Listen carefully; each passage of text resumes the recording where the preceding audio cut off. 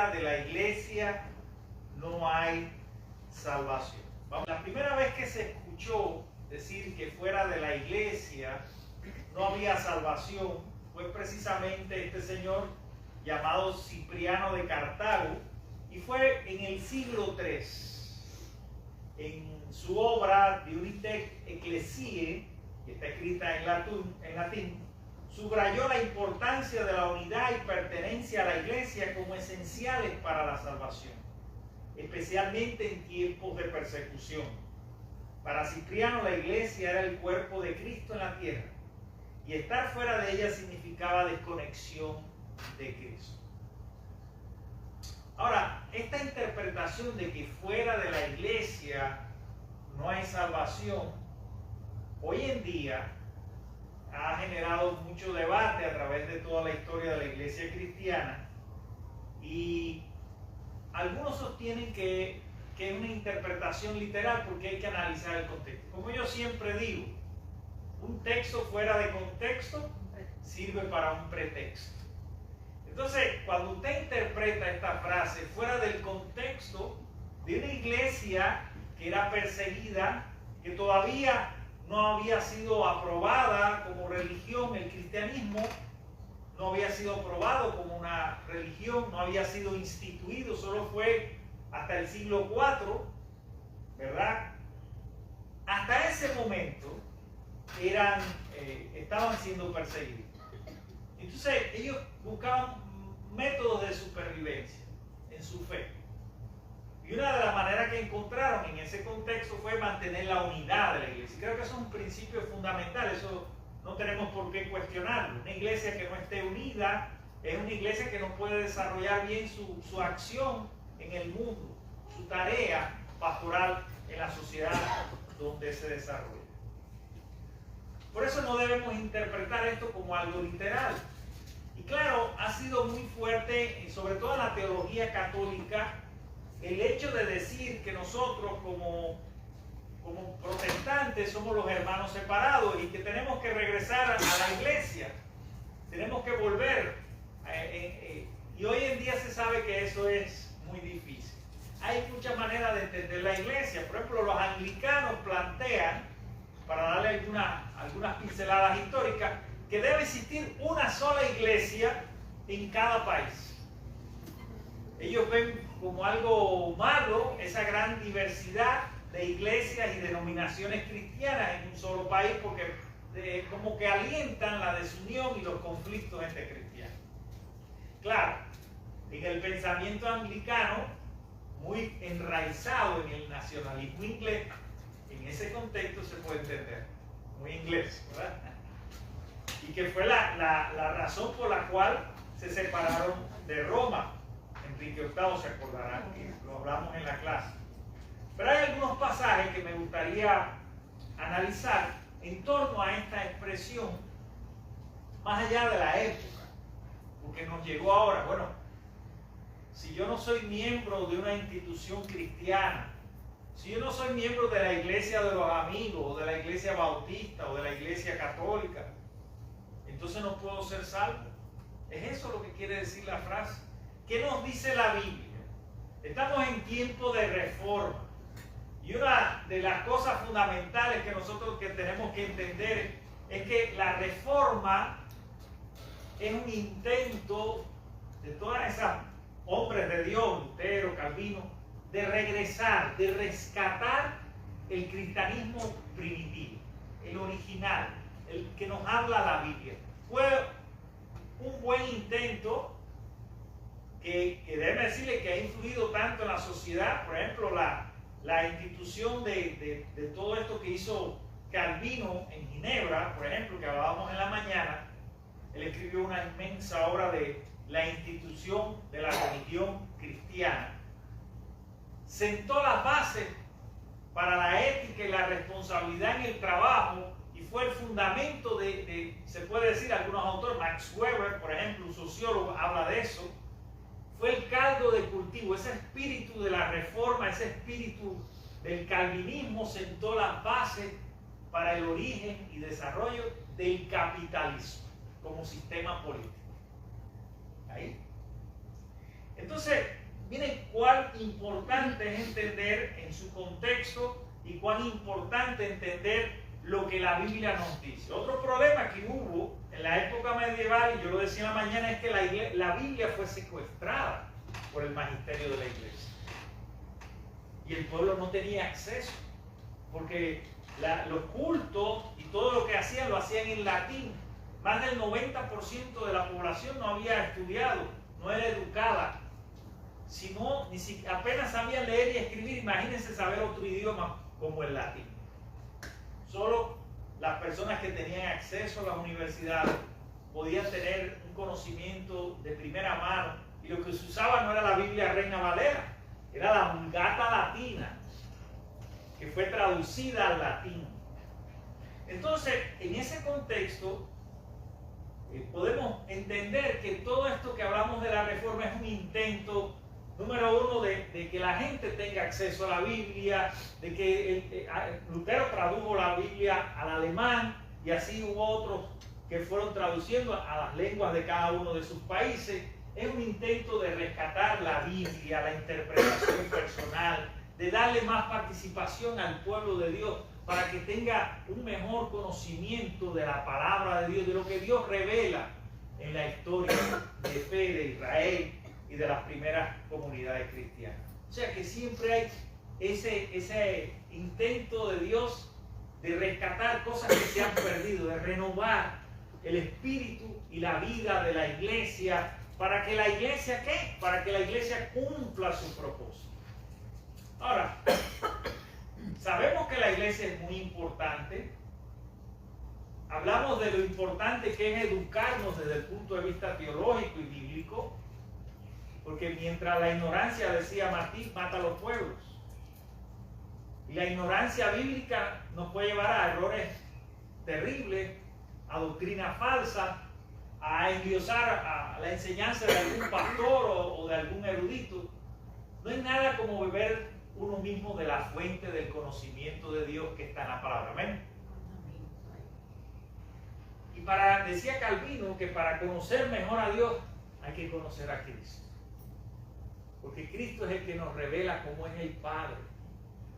Cristo es el verbo, es la acción de Dios, es Emmanuel, está con nosotros, comparte la vida humana, no está allá en lo infinito de su reino eterno, sino que está aquí con nosotros. Entonces tenemos Colosenses nos habla de la imagen visible de Dios en la tierra, y ese es Cristo, del verbo hecho carne.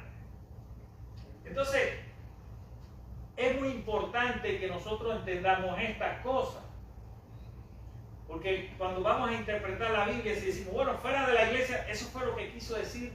No, este señor Cipriano de Cartago estaba tratando de agrupar fuerza en una persecución despiadada que sufrían los cristianos. Entonces, por él escribe un gran panfleto, que no lo puedo leer hoy,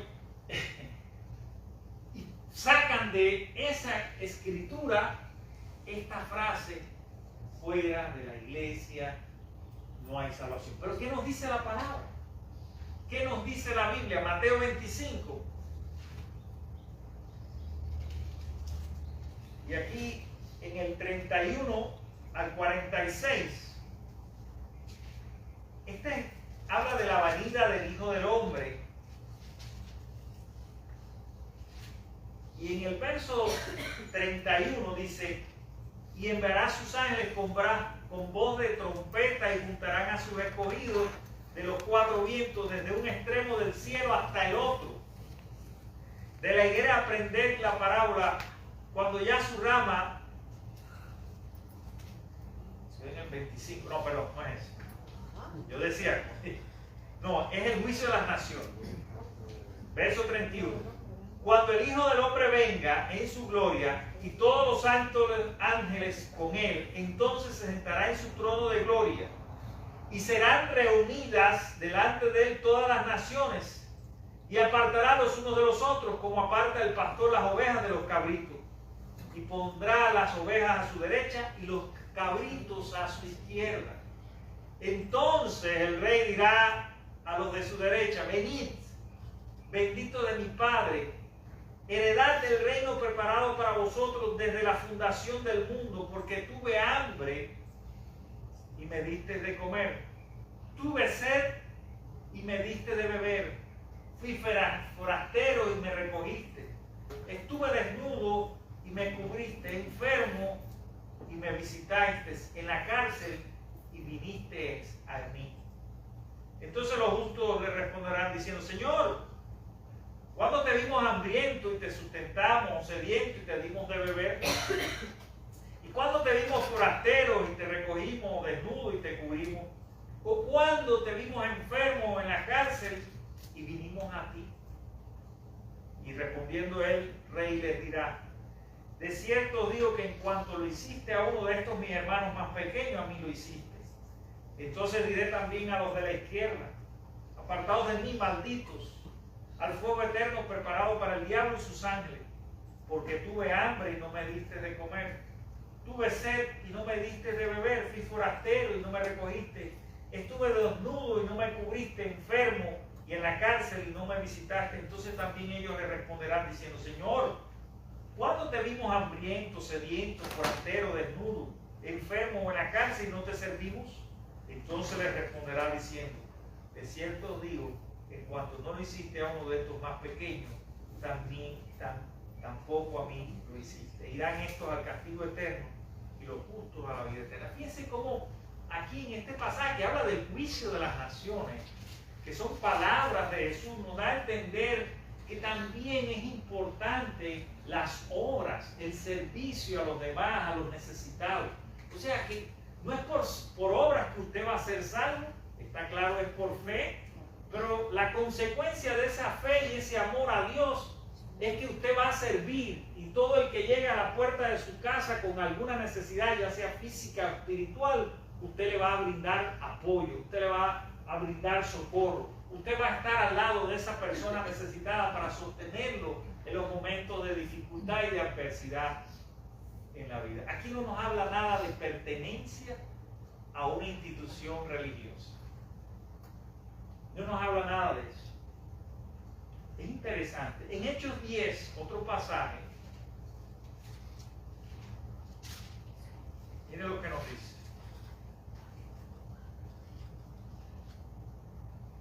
Hechos 10, capítulo, verso 34 al 35, nos dice así. Entonces Pedro, abriendo la boca, dijo: en verdad comprendo que Dios no hace acepción de personas, sino que en toda nación se agrada del que le teme y hace justicia. Dios no hace acepción de personas. O sea, la membresía, el hecho de que usted sea miembro de la iglesia, no es garantía de que usted sea salvo. ¿Amén? Vamos a empezar por ahí. Yo diría que más que fuera de la iglesia no hay salvación, fuera de Cristo no hay salvación.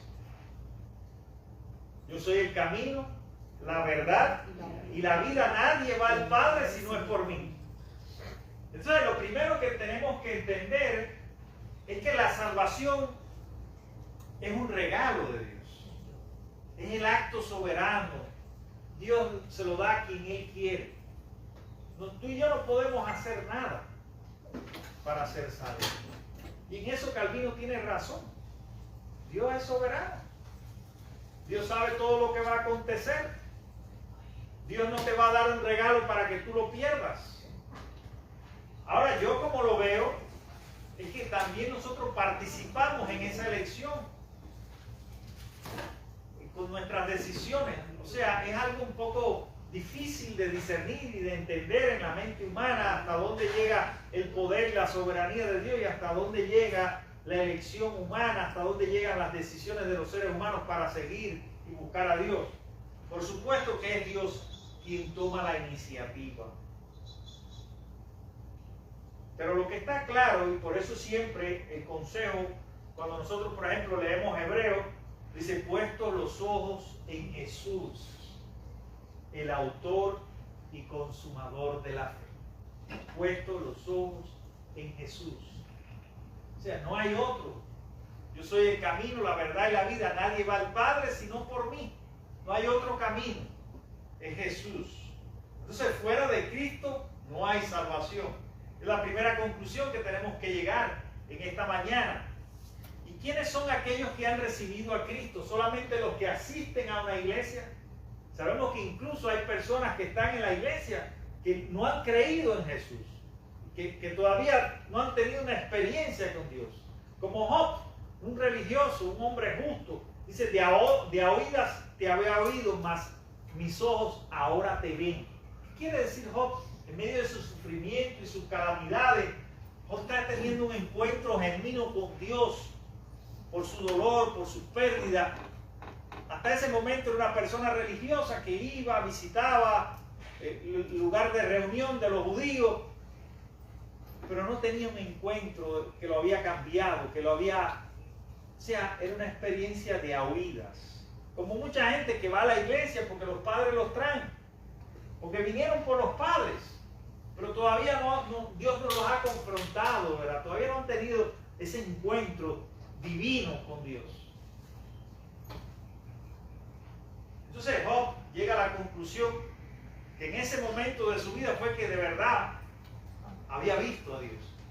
Mas ahora mis ojos te ven. Mas ahora yo puedo decir que tú existes, que eres real, que estás en mí, que te has integrado a mi vida. Ahora sé que tu presencia es real. Ya no es algo que me contaron o no es basado en la experiencia de otros. Ahora he tenido un encuentro contigo. Por eso aquí Pablo está diciendo aquí, Lucas, porque Lucas fue el que escribió Hechos. Entonces Pedro, habiendo la boca, dijo, en verdad comprendo que Dios no hace acepción de personas, sino que en toda nación se agrada del que le teme y hace justicia. O sea, la fe es algo que es genuino y es muy personal. Y no es para desalentar a los que somos fieles y venimos a la iglesia. Porque hay gente que piensa que, como hay también hermanos que creen no, yo hice esto, yo hice lo otro, yo ayudé a los hermanos en Cuba, yo di esto, no es por obra. No es por obra que te vas a salvar, es por la fe en Jesucristo. Por la fe es la que te justifica, como dice Lutero, mas el justo por la fe vivirá. Y la Iglesia Católica había enseñado que las obras eran tan importantes que habían desplazado lo primero, que era la fe. Y por eso se creó ese sistema perverso de indulgencia, que podías comprar tu perdón. Y la frase de Hensel famosa, que cuando sonara la moneda en el fondo del cofre, un alma era liberado del infierno. Ignorancia de la palabra. Por eso también me pareció oportuno trabajar todo esto, analizar un poco la historia. Es importante conocer la historia de la iglesia para no cometer los mismos errores, para no ser descuidados en la interpretación bíblica, para renovar y cambiar lo que haya que cambiar, que sea Dios el que nos guíe en ese propósito. Hay otro pasaje también en Romanos, capítulo 2.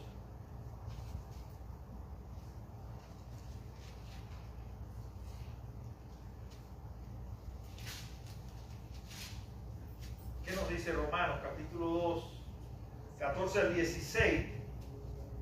Dice, porque cuando los gentiles que no tienen ley hacen por naturaleza lo que es de la ley, estos, aunque no tengan ley, son ley para sí mismos, mostrando la obra de la ley escrita en sus corazones, dando testimonio de su conciencia y acusándoles o defendiéndoles su razonamiento, en el día en que Dios juzgará por Jesucristo los secretos de los hombres, conforme a mi evangelio. ¿Quién puede conocer el corazón humano sino Dios? Por eso yo lo comentaba en el trabajo con un hermano que decía, no, tal pastor es un hereje. No, y verán que hacen cosas que se salen de lo normal, de lo corriente. Pero a mí no me gusta usar esas expresiones. Porque ¿quién soy yo para juzgar una vida? ¿Quién soy yo para juzgar un pastor juzgando a otro pastor? Qué feo, ¿eh? Qué falta de ética. qué falta de tacto, qué poco cuidado pastoral de aquellos que están viendo a ese pastor y lo siguen. Que tú ahora vienes y le hablas mal de él y dices todo lo feo que puede tener en su vida y que puede que sea verdad. Y afecta la vida espiritual y la fe de una congregación tan grande como la que ellos representan. Nadie se pone a mirar eso.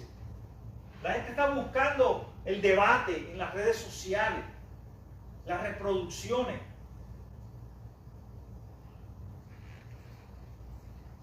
Como si eso fuera algo, eso es solo de interés egoísta y personal, porque al final el objetivo es que la gente se salve.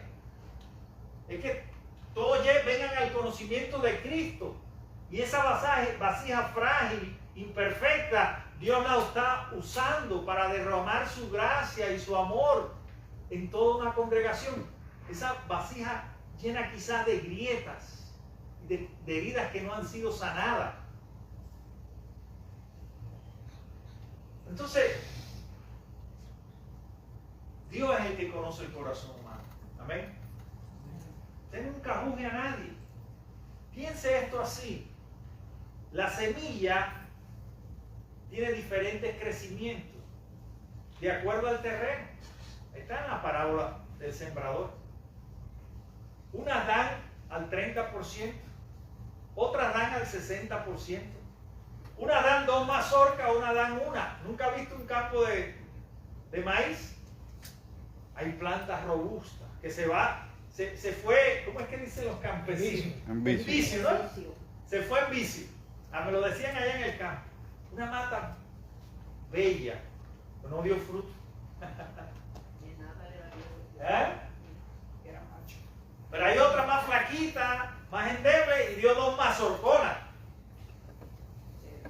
Pero todas están de alguna manera creciendo en el Señor. Amén. Y llegará el tiempo del juicio y Dios va a saber qué es lo que es cizaña, qué es lo que es trigo. Dios es el que va a hacer la siega. Él es el dueño del campo. Misionero o no. Él es el dueño de la iglesia. Y nosotros que somos sus obreros, sus servidores. Estamos aquí, venimos a adorarlo. ¿Qué es lo que significa la palabra iglesia? Eclesía. Somos llamados afuera. Somos la avanzada del reino en la tierra.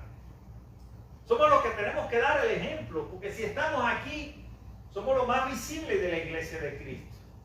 Ahora, eso no significa, y a donde quiero llegar, eso no significa que solo los que estamos aquí vamos a ser salvos. Porque incluso me atrevo a decir, y no quisiera que eso pasara, que quizás que algunos de los que estamos aquí no seamos salvos. ¿Quién puede predecir eso? Solo Dios. Ahora, no voy a valorar al otro y voy a decir, mira, yo soy salvo, y aquel no. Tú no eres quien para eso, tú no lo sabes, eso es solo Dios. Ahora, puede que haya personas que estén ahora escuchando este mensaje y digan, yo no pertenezco a ninguna iglesia, por diferentes razones. Yo no visito asiduamente a una iglesia, yo no soy miembro de ninguna iglesia, pero yo he creído en mi corazón que Jesús es el Señor. Amén. Amén. Y ese es salvo. En la voluntad y en la soberanía de Dios es salvo. Si lo ha creído, Dios sabe que es salvo. Entonces no se trata de rituales. Fíjate que volviendo al cuaquerismo, si lo entendemos en su principio y en su fundamento, se despoja de todo eso. Porque lo que importa es ese acceso directo a Dios, para escuchar a Dios en tu corazón. Los ritos, las ceremonias externas, todo lo demás es externo. La comunión con Dios está aquí. Amén. Ahora, eso por supuesto que va a salir. No se va a quedar dentro de ti. Como no se queda dentro de ti la alegría de que un niño nace. Y tú lo cuentas a todo, y tú lo dices, y tú lo proclamas. Nació mi hijo, pesó 8 libras.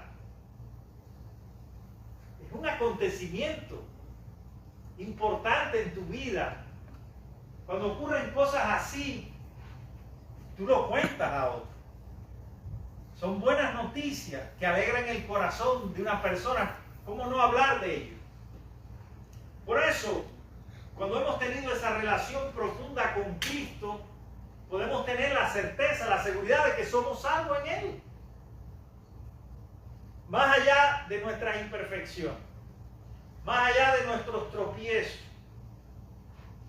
Entonces, fuera de Cristo no hay salvación.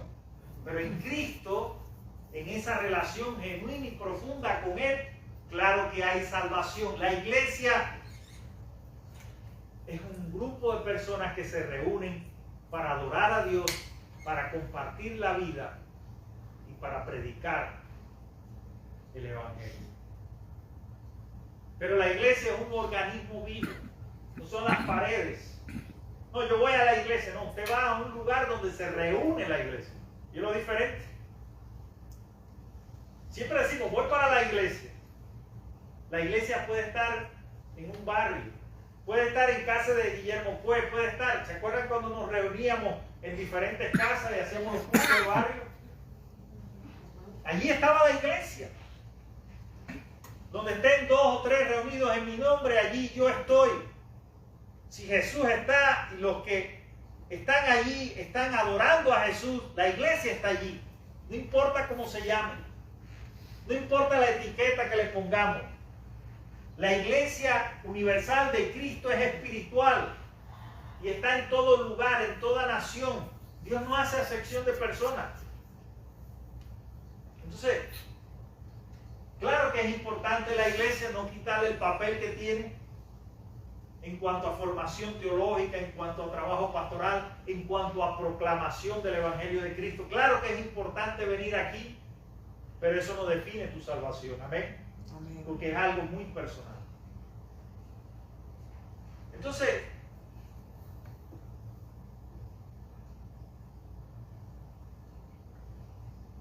es importante que nosotros entendamos estas cosas. Y me pareció oportuno hablar de esto, ¿no? En esta mañana. Fuera de la iglesia no hay salvación. Y es un tema debatible, porque precisamente la iglesia acompaña al cristiano. Se supone que el grupo que estamos aquí para enriquecernos, para apoyarnos, para sostenernos. Cuando la fe está en balea, cuando vienen los desafíos de la vida, qué bueno es tener una iglesia. Es como juntar carbones encendidos, el fuego arde. Y cuando nos separamos de la congregación, cuando nos alejamos, por eso también Pablo aconseja no dejarse de congregar. Porque es un tiempo en que nos unimos en espíritu y en adoración a Dios. Es un tiempo en que rellenamos nuestras baterías, que recargamos nuestras fuerzas para impulsarnos y para ir hacia adelante, enfrentando cualquier desafío de la vida y del trabajo pastoral.